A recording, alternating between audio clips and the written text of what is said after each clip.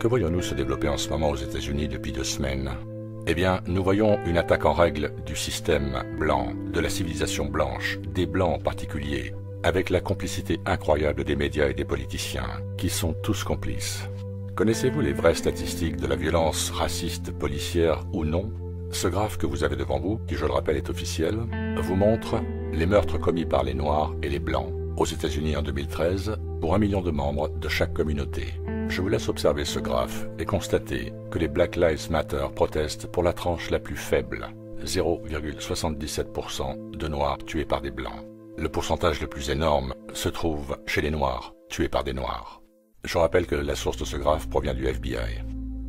Voici d'autres statistiques de violences interraciales aux États-Unis en 2018. Ces chiffres sont incroyables et montrent à quel point on se fout de nous. Près de 60 000 crimes de Blancs commis sur les Blacks, comparé à près de 550 000 crimes de Noirs commis sur les Blancs.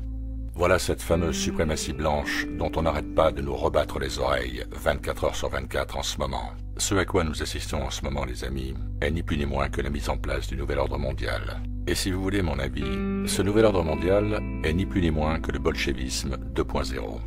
Ces policiers que l'on voit s'agenouiller, et croyez-moi, je ne suis pas pro-policier, pas du tout. Je pense que dans un monde où les consciences sont élevées, où la psyché n'a pas été pervertie, nous sommes capables de vivre sans une police de ce genre. Mais nous ne sommes pas dans ce monde-là, loin de là.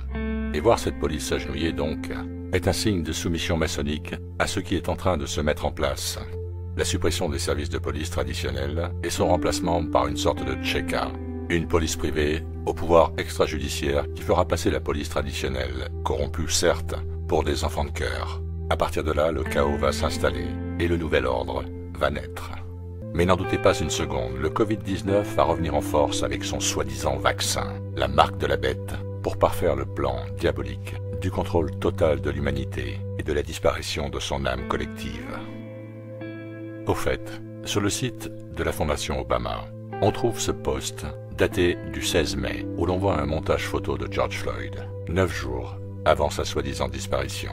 Il faut se réveiller, les amis, c'est absolument indispensable. Si nous ne le faisons pas maintenant, nos enfants vont vivre l'enfer.